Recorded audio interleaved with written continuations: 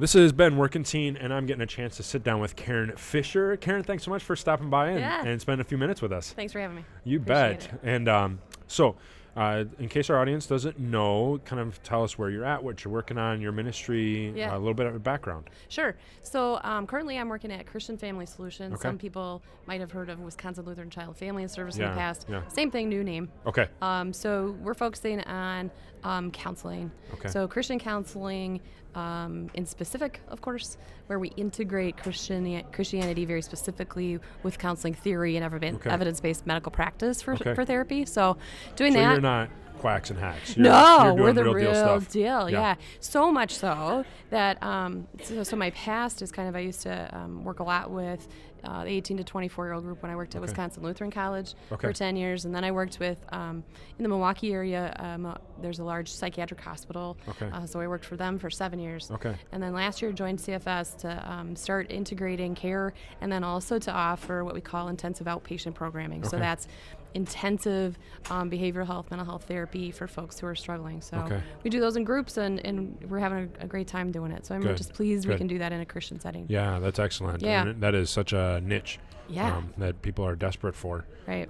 That kind of counseling that doesn't point you inward or you are your own solution, but hey, let's look at the bigger picture here. Your relationship to God, your spiritual walk of faith. Absolutely. Super important to health and wellness. Yeah, and it's a great outreach, evangelism opportunity too, because not everybody comes to maybe our counseling is Christian by nature, but they get to be exposed to it in a really meaningful time in their life. So. And you are presenting here at Men of His Word. I'm going to point out the obvious. Are you?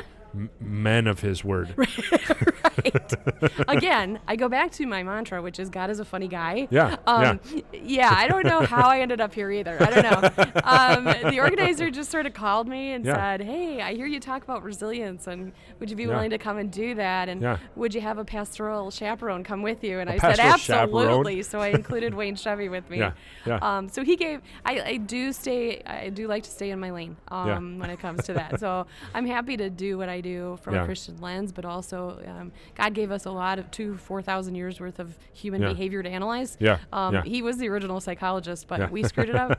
So all we have to do is kind of look at that, and we can glean from experience too, through the lens of the gospel too. Yeah, excellent. So I'm just you're presenting. Tickled to be here. Well, we're glad to have you on When Fear Reigns. Sure appreciate you stopping by. Thanks You are presenting. Yeah. Give us one big idea, one key takeaway that you want everybody to have. Yeah, the key takeaway is that resilience matters. Okay, so no matter who you are, we preface it with the life of Paul. Paul's a guy who had a lot of setbacks in life.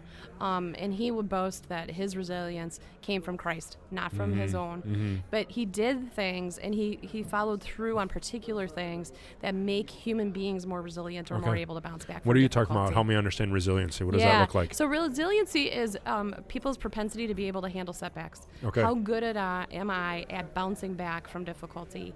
And we know from social science what people do who do well with that.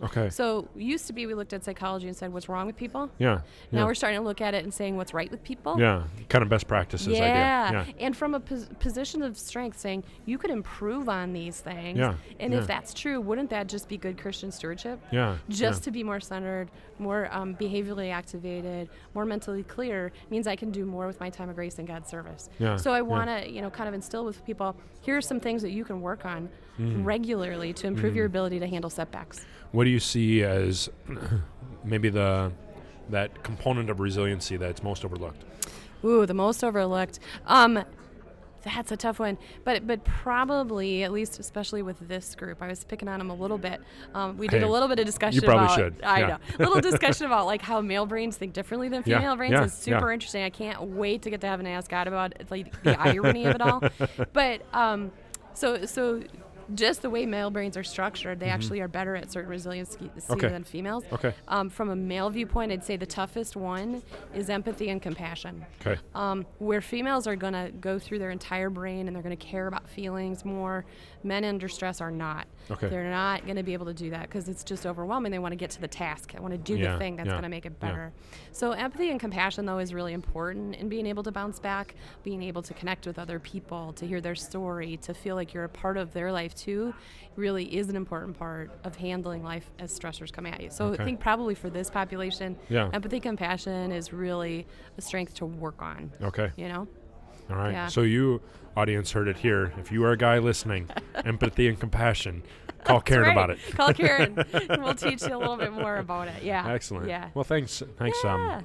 If people want to find out more, ask questions, learn about you or what you're working on, where would they find you? Yep. So I'm at Christian Family Solutions. You can find us at christianfamilysolutions.org. Okay. You could email me personally if you like. It's K Fischer with a C. Okay. Fischer. And we'll put that in the show notes to make sure it's right. At WLCFS.org. Okay. We can help you with that. We're also doing some non-medical programming. So we have a new program that we're launching in the area. We're going to test state that. Okay. But it's going to be based on this. How do we teach parishioners to be resilient folks? And then how do we teach them to teach others? So that's the hope. Excellent. Yeah. Well, thanks so much for stopping by, Karen. Thanks for having me. Have a good one. Appreciate it. You too.